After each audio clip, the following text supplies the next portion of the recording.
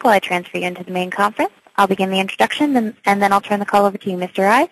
And just be aware that during the transfer and introduction, your lines are open, so anything you say will be heard into the main conference. So now, if you'll just please hold while I transfer you.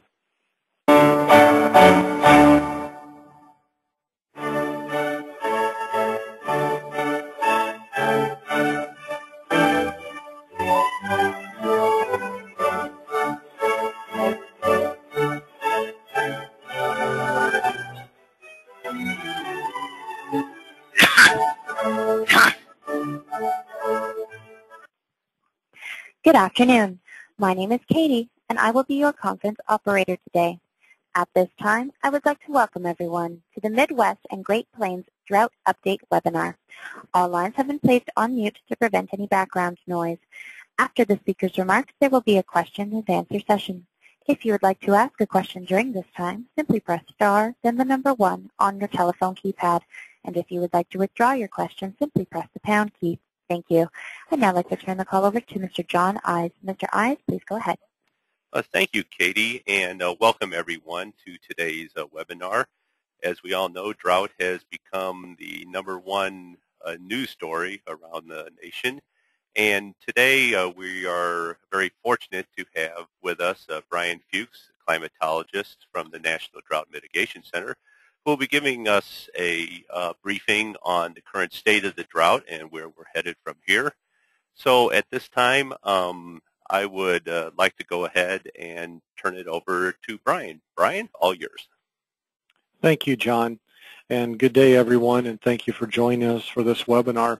Again, my name is Brian Fuchs. I'm a climatologist with the National Drought Mitigation Center at the University of Nebraska up in Lincoln, Nebraska.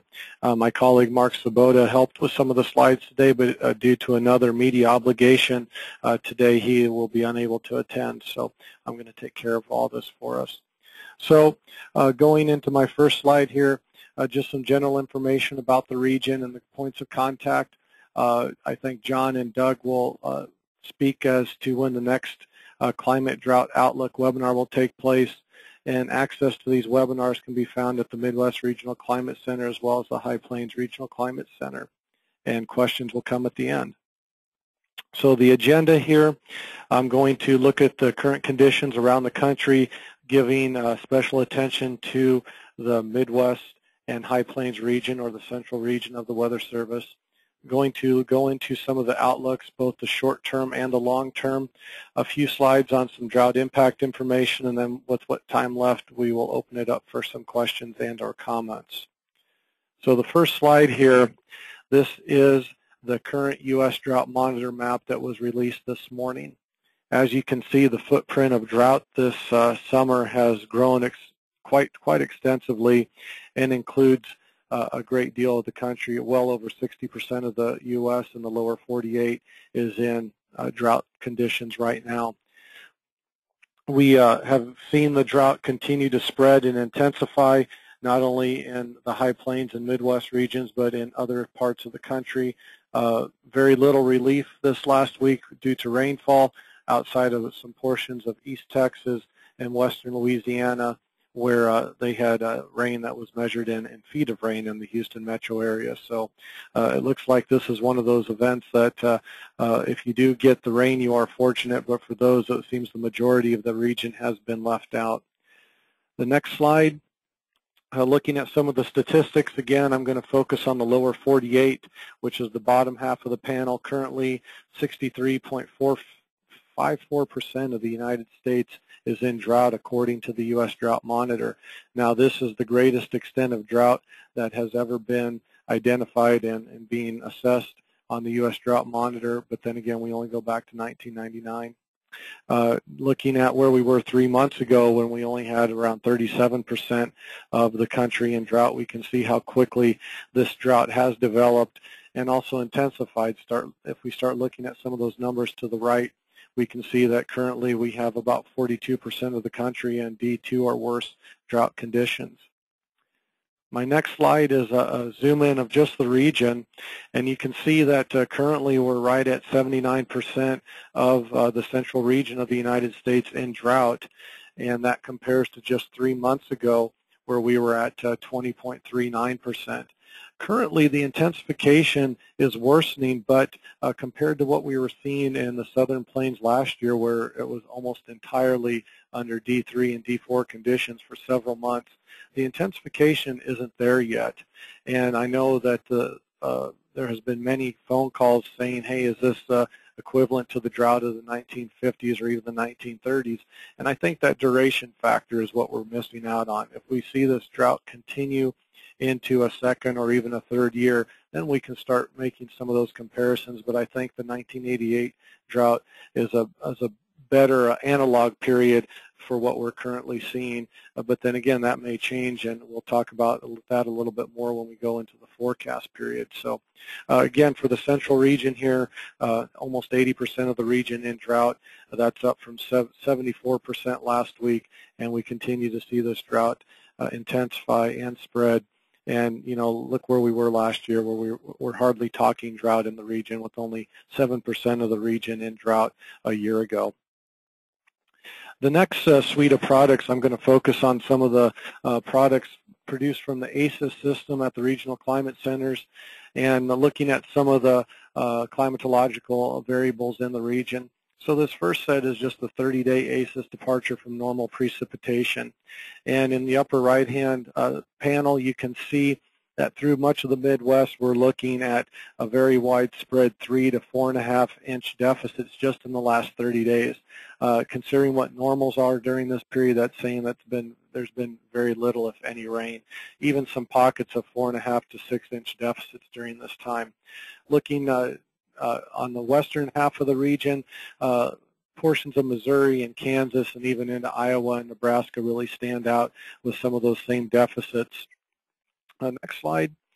I'm looking at the 30-day SPI map, and how the SPI differs from the departure from normals, or the percent of normals, is it puts it into a historical context.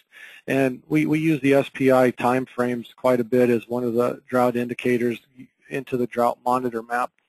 With the SPI values that we're seeing, anything below a -1.5 is fairly significant, and that's falling into the D3 and D4 range. And so just over the last 30 days, you can see over central Indiana into central Illinois, southern Wisconsin stands out, northwest Iowa, and those are just the most extreme cases. All those areas in orange are D3 or worse SPIs over the last 30 days. Going into the last 90 days, and it's more of the same. We can really start looking back that the flash nature of this drought and how quickly it has developed is starting to get a longer duration period.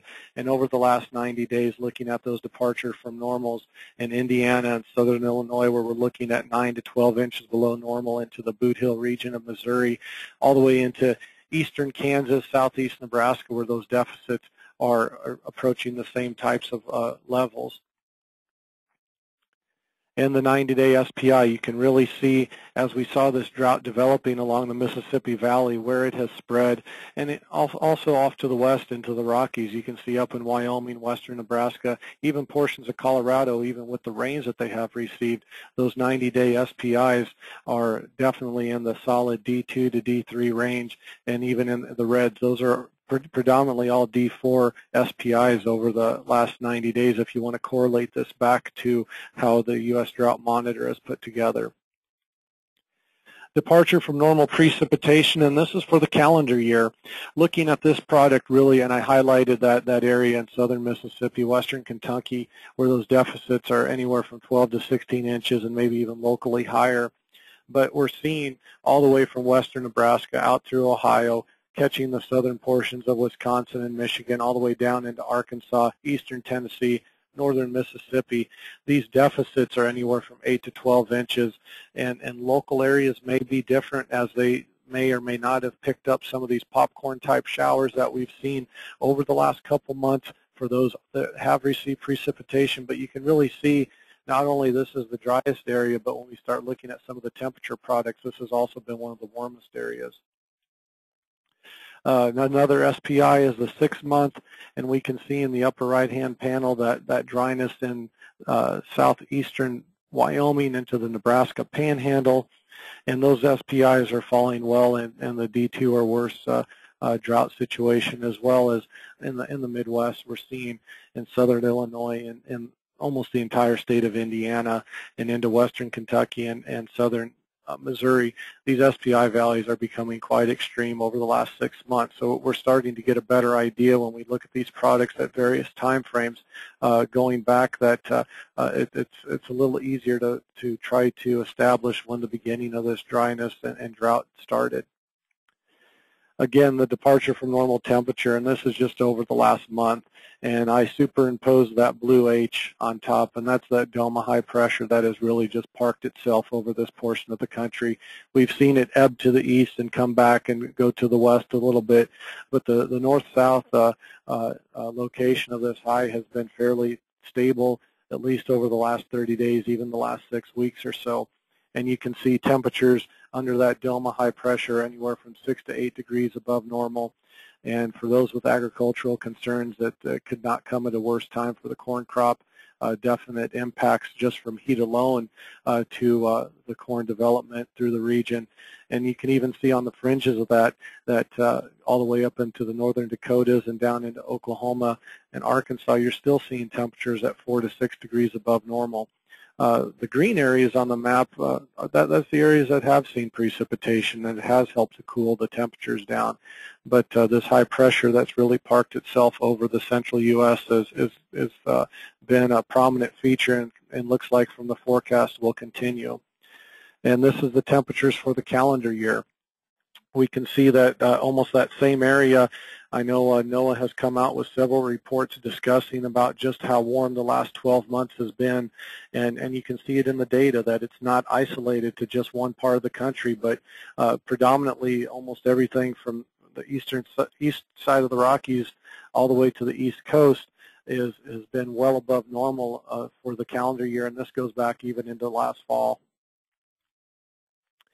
So that's the current conditions for where we're at and what it looks like around the region. Now I'm going to go and spend some time with some of the forecast products that are available from the various agencies within NOAA, the National Weather Service Climate Prediction Center, and whatnot. And the first one in the upper right-hand panel is the temperature departures over the next 5 days.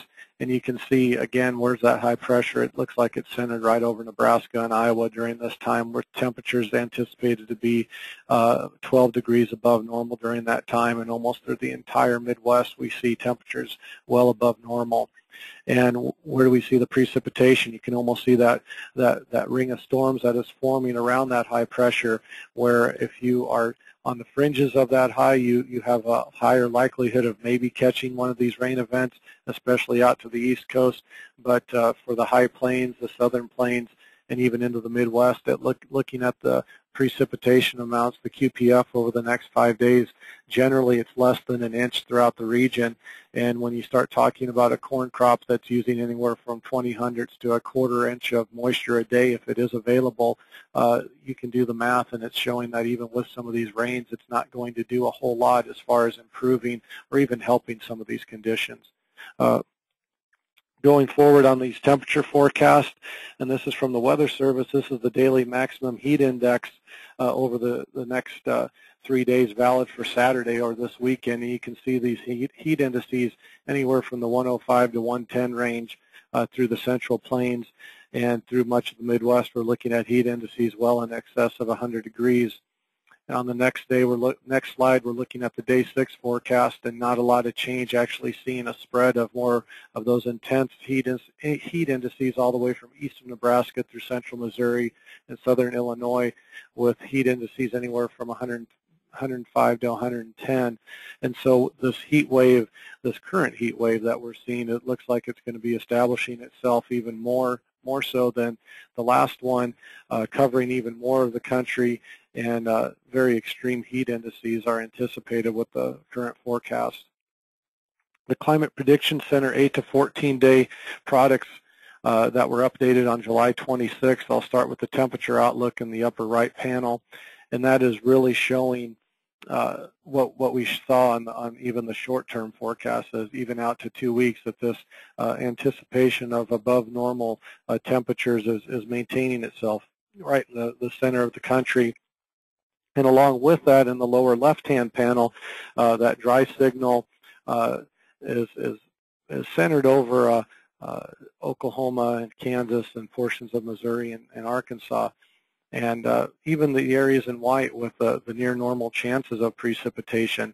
At this point, normal precipitation would be welcome through much of the region.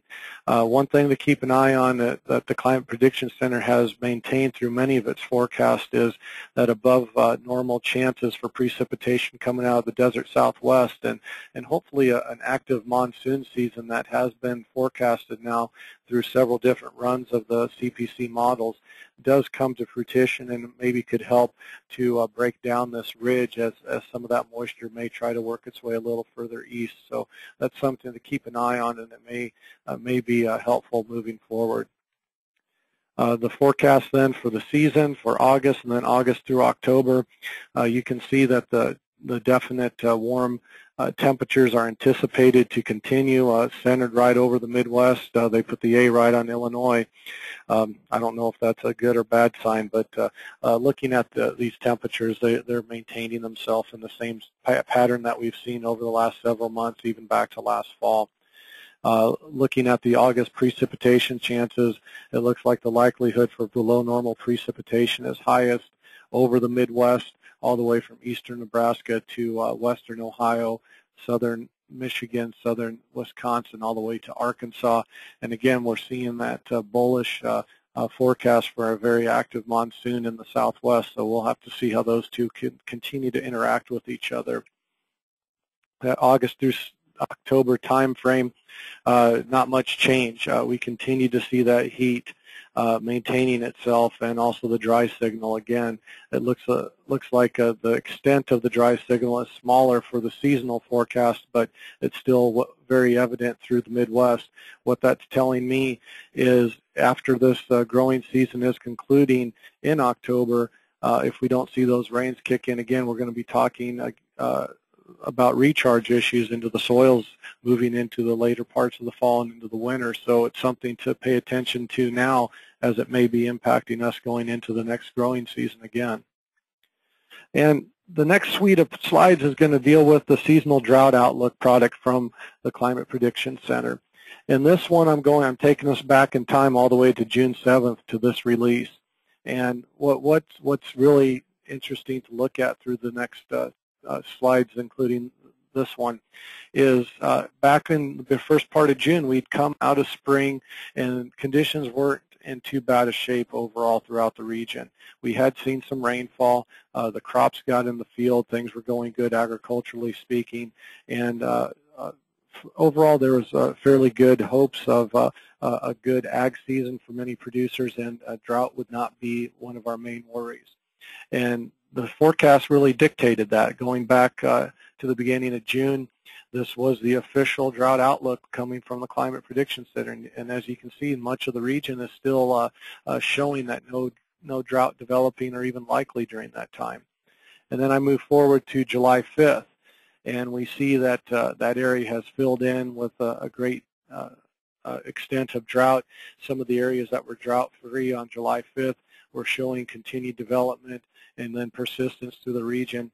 And the only area really showing improvement is that area of the southwest where that monsoon signal is maintaining itself. Now I'm going to move forward one more slide to today's release. And this bodes a pretty good correlation to the other forecast products that drought is going to continue to persist through the high plains and Midwest regions. We're going to see drought continue to develop on the northern and eastern fringes of this region, where currently they are not seeing drought, and that bullish monsoon signal is still coming out of the southwest, and even larger than on some of the other releases that we're seeing some relief all the way up into New Mexico and Colorado. And one thing to point out on this product, that when they do show improvement or even some improvement, this is a one category change according to the U.S. Drought Monitor at this point in time. So this is taking today's U.S. Drought Monitor and looking forward through the end of October.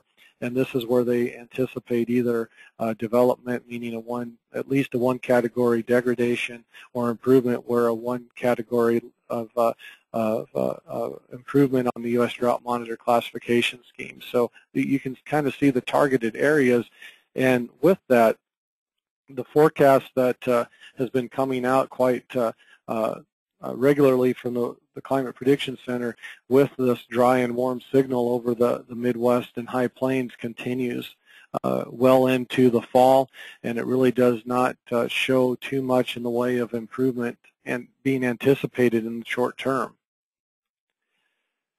Now the last few slides I'm going to have are going to show some drought impact information on corn and other agriculture. And some of these slides have come out from the U.S. Department of Ag that I put in here, and some of the information was gleaned from the Drought Impact Reporter tool that's housed here at the National Drought Mitigation Center. And so on July 11th, U.S. Secretary Tom Vilsack announced a streamlined disaster declaration process of 40% faster processing, lower interest rates, lower CRP payment tied to the D2 or severe drought. And this doesn't have to be initiated by the governor or tribal councilor. So USDA is trying to streamline some of these responses as best they can. And the top left figure really caught my eye when it came out on July 10th, and I want to thank my colleague at the USDA, Brad Rippey, for sending this out as part of his blog. And it says approximately 78% of the corn grown in the U.S. is within an area of experiencing drought based on the crop production data that NASS provides. And so you can see the corn growing areas in dark green and light green, and the red outline is the drought areas according to the U.S. Drought Monitor. And then we can look at what the current map for today shows, and even that's increased. So we're approaching over 80% of the corn crop is being stressed currently by drought in the country. And then USDA came out last week, and also they cut their estimate for the corn crop by 1.82 billion bushels to reflect expected impacts of persistent and extreme June and early July dryness and heat across the central and eastern corn belt. And this was a 12% cut of the corn estimates for the year. And again, this is coming back to some of the conditions experienced in 1988, and that's, again, coming right off Brad Rippey's blog. My next slide then, we're looking at some of the information coming from the Drought Impact Reporter tool here at the NDMC. This is looking at an April through June time period and how many drought impacts are being reported by state. And you can see that in the East Central region, we see Colorado, Missouri standing out, and even some neighbors to the south in Arkansas and Indiana on the eastern edge of the region, how many impacts are being reported. And you look at the pie chart down below, over a quarter of those are coming from agriculture, 18% are some kind of relief or response or restrictions.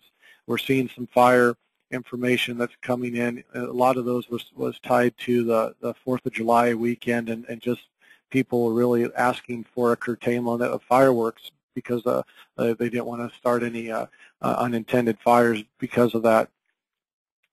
On the next slide, I'm not going to read through all these, but just for reference, these are some of the highlights of just the last few months of drought impacts that have come across the Drought Impact Reporter. Some of them have to do with irrigation. Some of them are talking about insect damage. We got some of the fire information from Colorado. Again, it talks about the banned fireworks, lower yields coming from USDA. So the important message through all this is that the significance of this drought is just how quickly it has developed. The impacts are widespread, not only to agriculture, but is starting to impact other areas as well. And the footprint of this drought is quite expansive as far as how much of the country is being impacted at this point in time.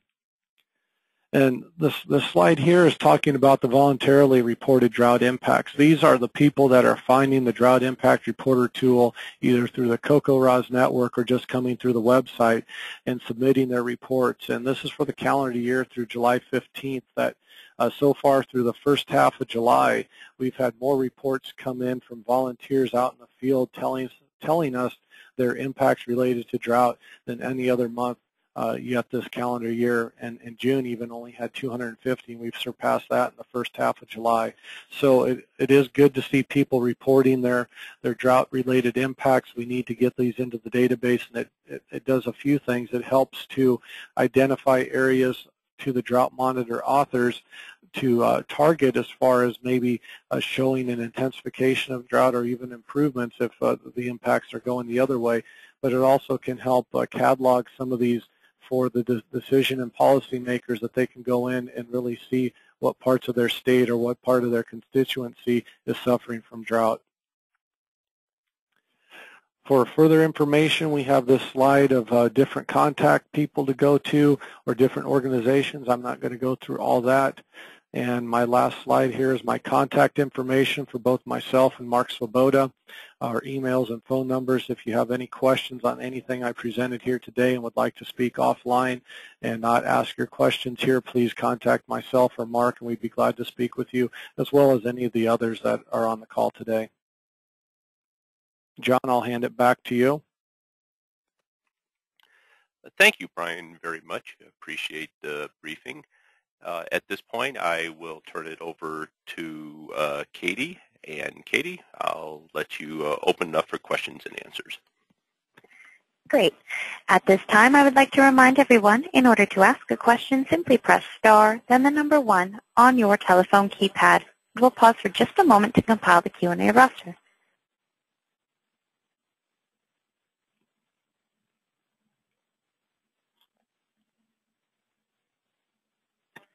Your first question comes from the line of Marion Maff. Your line is now open.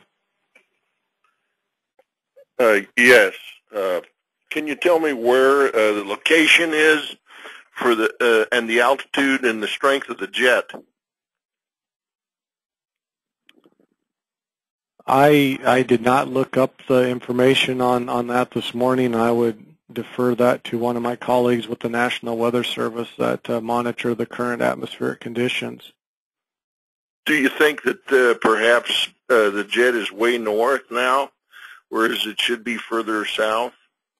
That would be correct, yes. This is John Ice, National Weather Service in Kansas City. And actually what we are going into is a fairly typical pattern for this period of the summer. And the storm track does typically move further or farther north, and sure, that keeps all the storms up there. So basically, we're just going into a kind of a typical time of year here. It just happens to be it's usually our hotter and drier period, which followed a very early hot and dry period. Sure, but it could be 500 miles further north. Oh yeah, it could. It could be. This is Dennis Toddy. I'll chime in here. Right now, most of the storm track, the jet, has been over, the southern extent of it has been over South Dakota, mostly over North Dakota.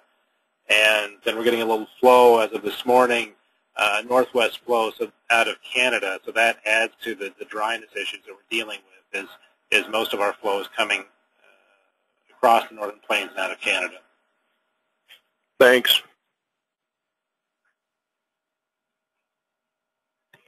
And again, if you would like to ask a question, simply press star, then the number 1 on your telephone keypad.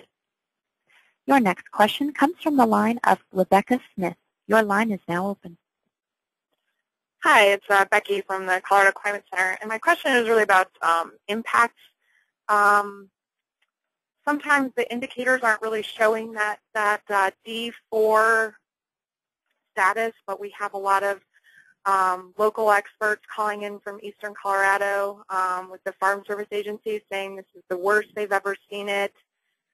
And I just wonder how you resolve the differing opinions between impacts that you're hearing with the actual numbers that aren't quite showing the D4 as widespread as what they're saying.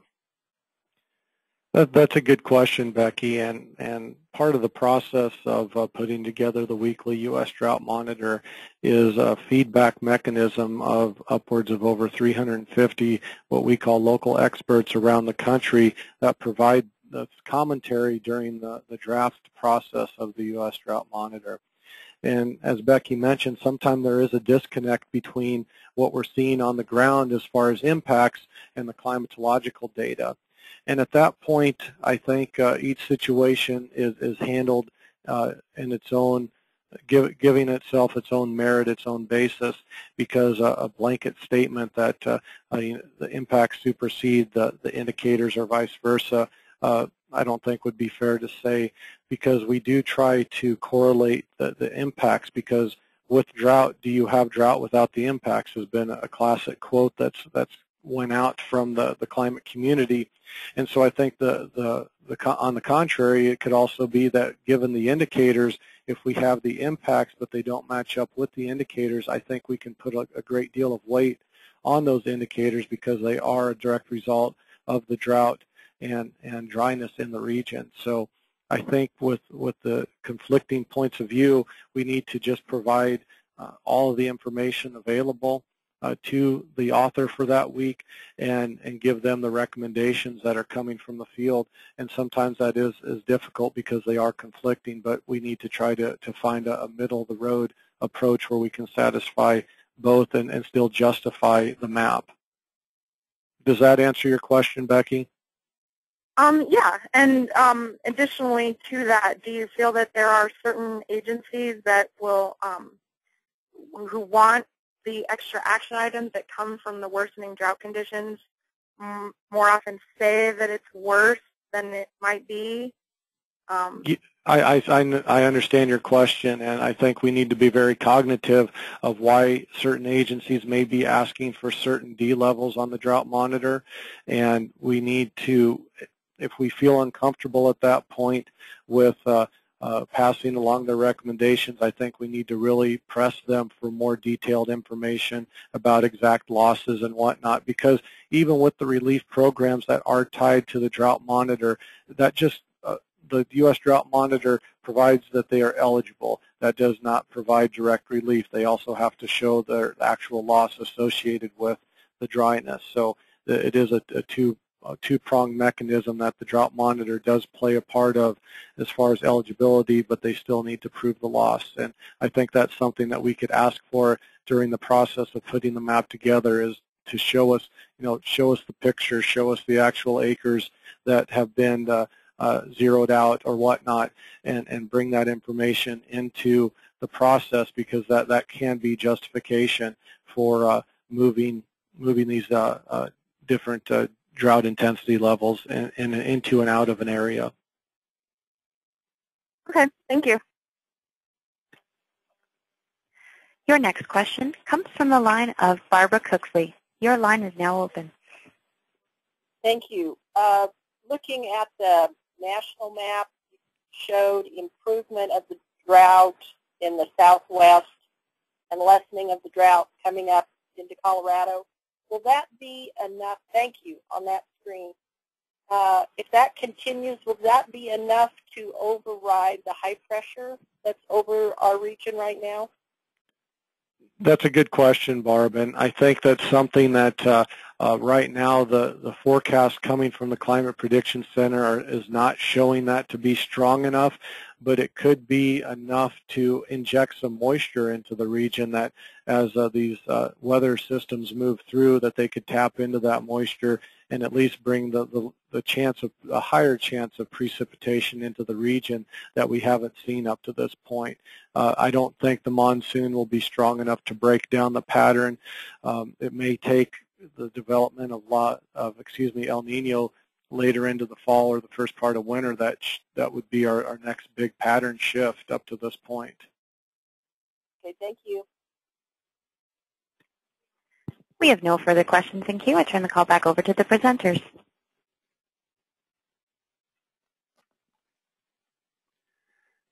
Okay, gentlemen, are there any other comments you'd like to make at this point? Brian, Dennis, or Jim? This is Dennis. The one thing I have been getting a lot of questions on just in the last week or so is how much rain would it take to get us back out of drought? And that's an interesting question. There's NCDC has a product based on the Palmer Drought Index of it's just a calculation of how many inches of rain it would take to reduce the Palmer Drought Index, and somewhere on the NCDC website. But John, I've done some other calculations too, and there's no easy answer. But it's interesting that one has come up. Jim, this is Brian speaking, and I've had that same question asked to me almost from every reporter I've spoken to in the last week or so as well. And what I have also been adding to that is, even if we had a total pattern shift right now and the rains would return, some of the damage or the impacts that we've already seen may not be reversed even with precipitation at this point. So you start getting into sort of a gray area where, yes, you may see the intensification of drought ease or even start to show improvement if you did get those rainfalls, but how quickly the impacts also improve is going to be part of this as well. And I'm really thanking some of those folks with pasture lands and grazing lands that may take multiple seasons to recover. The row crop farmers with a good fall and winter recharge could go into next spring in fairly good shape if they have that soil moisture available. That's right. Yeah, I've been saying the same thing. You just can't undo the damage that's already done necessarily, but yeah. Yes, I agree. And this is Dennis. Back on the question from Becky from Colorado about the impacts not matching up with some of the indicators this year. One of the things that none of our indicators account for really well is that temperature-precipitation interaction, that the temperatures have been warm for so long this year that has really increased the water use and atmospheric demand on any kind of a plant. So that while things may be somewhat dry in an area, that demand and ET demand on a plant, we'd really strip down a lot of the soil moisture faster than we would have during a more average year. And our indicators don't always take that into account, so we have to kind of account for those in the back of our minds when we're doing this. I think that's part of the reason in South Dakota we were behind the 8 ball in some of our impacts, because we were looking at the precip and not taking into account that ET component. And Dennis, this is Brian, and we're here at the NDMC. We're working on getting into a regular production similar to the SPI maps that come out, but an SPEI indicator that does have a temperature component that also, it's basically a standardized temperature component along with the precipitation. And I think that would help. We just need to get that operational here. And along those same lines, I think the earlier green up this year has also contributed to some of the offset of indicators versus impacts, in that some of these areas have been in growth a good month longer than they typically would in an average year. So we're seeing pastures in the middle of June that typically we don't see them in that condition until the end of August. And there is this offset this year just because of the early green up and warm up back in March. Correct. Yeah, agreed. I agree too. Those critical dates that are entrained in our minds so much this year, they are different.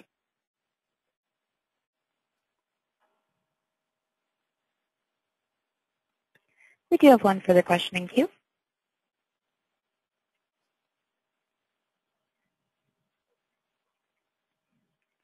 Excuse me, presenters, we do have one further question in queue.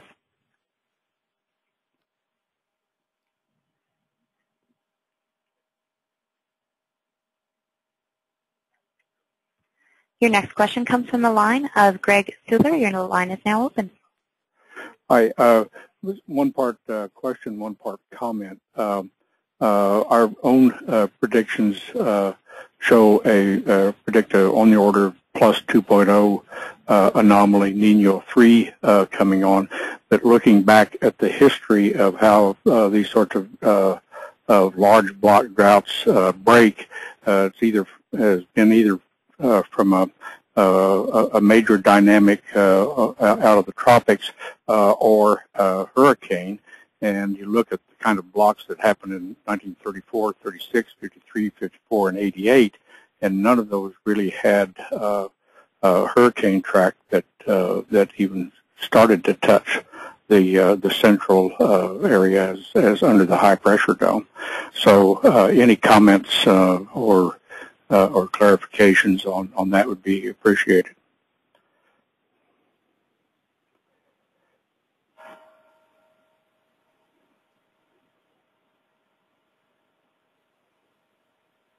This is Brian. I'll defer to someone else if they have an answer to that. I guess I'm not quite following the comment about hurricane tracks following. Is that hurricane tracks following large droughts? Is that what your comment is? Yeah, or being a marker for a breaking of a large drought. I would say that that's a common thing over the southeast. When they get into large droughts in the southeast, that can be a major reduction in the drought. Across the middle part of the country, we typically don't think of hurricane events as ones that will bring us much relief. The typical pattern is more the changing of patterns that occur in the fall when the ridge starts to break down and we get to more synoptic forcing or more of these storm track moving further south as it follows the sun and the change in the fall, that we start getting more of these storm events that can change it. I have a feeling that may be what we have to rely on this year to kind of improve our conditions. Thank you.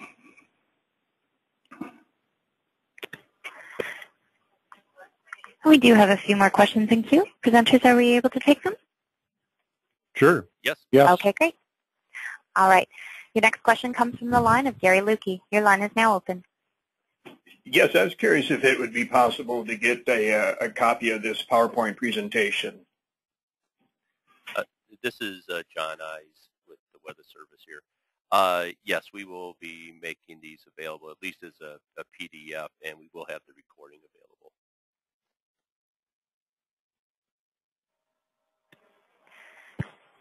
Your final question comes from the line of Mark Shearer. Your line is now open.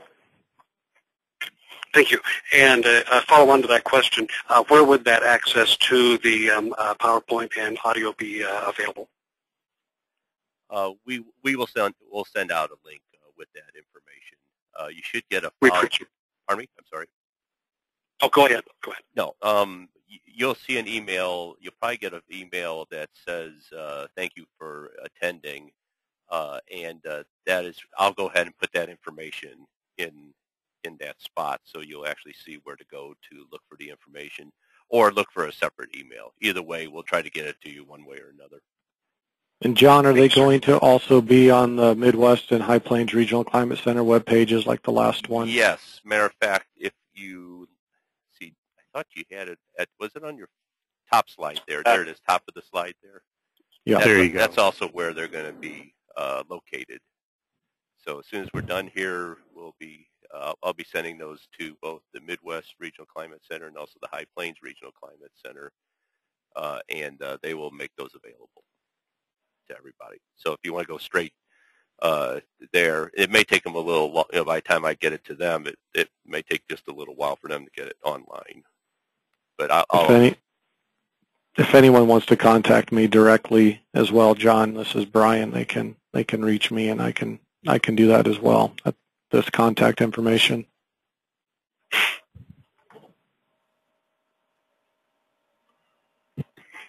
We have no further questions in queue. Okay. Well, I would like to thank everyone for joining us today, and we will have information to you soon about our next one coming up. We're going to be doing these approximately every 2 weeks, and we will let you know when the next one will be, and I appreciate you joining us today. Thank you, and have a good afternoon. This concludes today's conference call. You may now disconnect.